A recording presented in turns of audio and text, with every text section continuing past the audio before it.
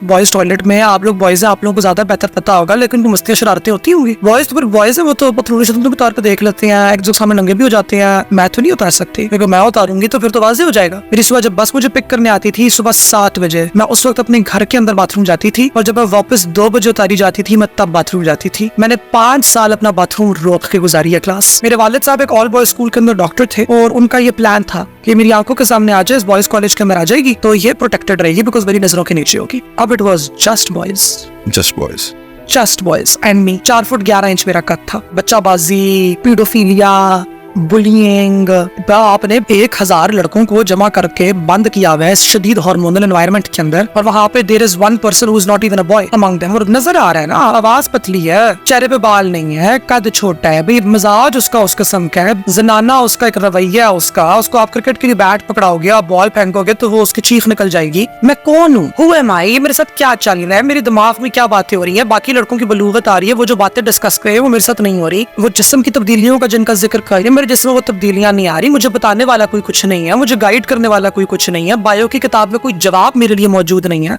आप मर्द हैं, आप औरत हैं, ये आपको खुसरा कहा जा रहा है।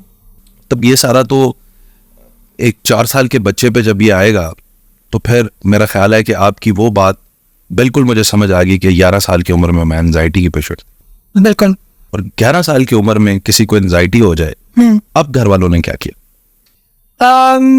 उस वक्त एंजाइटी का लफ्ज भी नहीं पता था, तो बस वो यही समझ आ रही थी सबको कि ये एक मुख्तलिफ चाइल्ड है, और मुख्तलिफ तो मैं हूँ, इसमें कोई शक की बात नहीं है। बायोलॉजिकली भी अगर आए तो मुख्तलिफ हूँ, साइकोलॉजिकली भी अगर आए तो मैं ज़रा सी मुख्तलिफ हूँ। एक ट्रांस चाइल्ड के लिए ना सबसे जो एक आज तक एडल्टहुड के अंदर भी आके हमारे लिए जो सबसे पैनिक वाली सिचुएशन होती है ना, एंजाइटी वाली, आज कुछ भी आप उठा लें, वो जेंडर सेग्रीगेशन है। तो जब लड़कों को और लड़कियों को अलग कर दिया जाता है, अब आप किधर जाएंगे? बाथरूम का मामला है, और मुझे घर से सख्ती से मना था कि तुमने बॉयज टॉयलेट में नहीं जाना। गर्ल्स में तो जा ही नहीं सकती, लेकिन बॉयज टॉयलेट में तुमने नहीं जाना, बिकॉज बॉयज टॉयलेट में आप लोग बॉयज हैं, आप लोगों को ज्यादा बेहतर पता होगा, लेकिन मस्तियां शरारतें होती होंगी। बॉयज तो फिर बॉयज है, वो तो पतलूनी शतलूनी के तौर पे देख लेते हैं, एक जो सामने नंगे भी हो जाते हैं। मैं तो नहीं उतार सकती, क्योंकि मैं उतारूंगी तो फिर तो वाज़ेह हो जाएगा कि हालात यहाँ पे वो नहीं है जो कि होने चाहिए थे। तो मुझे तो स्ट्रिक्टली मना था।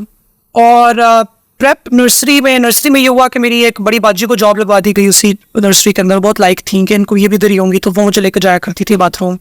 मैं प्रेप में जब गई तो प्रेप 1 में मेरी एक और बाजी थी, वो मुझसे बड़ी थी, वो उधर ही हुआ करती थी स्कूल में, वो मुझे लेकर जाया करती थी।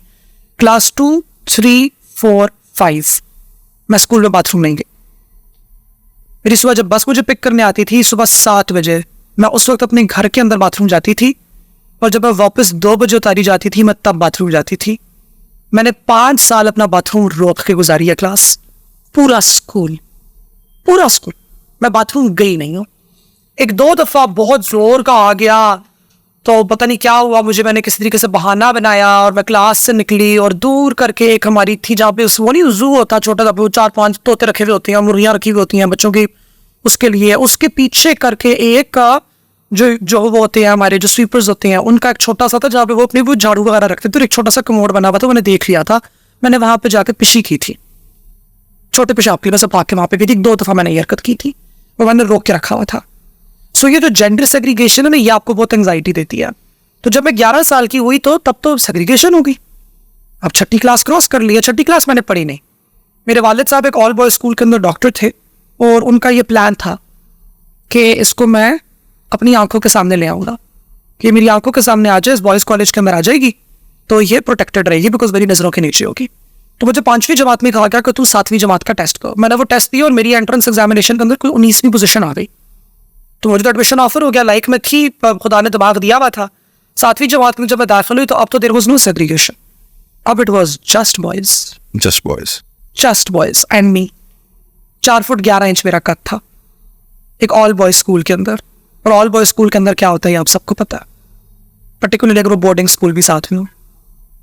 बच्चाबाजी, पीडोफीलिया, बुलिंग, आपने 1000 लड़कों को जमा करके बंद किया हुआ है शदीद हार्मोनल एनवायरनमेंट के अंदर, और वहां पे there is one person who is not even a boy among them. और नजर आ रहा है ना, आवाज पतली है, चेहरे पे बाल नहीं है, कद छोटा है, भाई मिजाज उसका उस किस्म का है, जनाना उसका एक रवैया है उसको आप क्रिकेट के लिए बैट पकड़ाओगे, आप बॉल फेंकोगे तो वो उसकी चीख निकल जाएगी।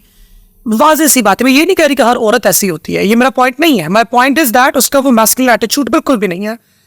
तो वो चीज़ें वाज़ेह होकर नज़र तो उसकी बेसिकली आएंगी। तो मैं एक कि हो क्या रहा है मेरे साथ, मैं कौन हूँ, हु एम आई, ये मेरे साथ क्या चल रहा है, मेरे दिमाग में क्या बातें हो रही हैं। बाकी लड़कों की बलूगत आ रही है, वो जो बातें डिस्कस कर रहे हैं वो मेरे साथ नहीं हो रही। वो जिस्म की तब्दीलियों का जिनका जिक्र कर रहे हैं, मेरे जिस्म में वो तब्दीलियां नहीं आ रही। मुझे बताने वाला कोई कुछ नहीं है, मुझे गाइड करने वाला कोई कुछ नहीं है। बायो की किताब में कोई जवाब मेरे लिए मौजूद नहीं है।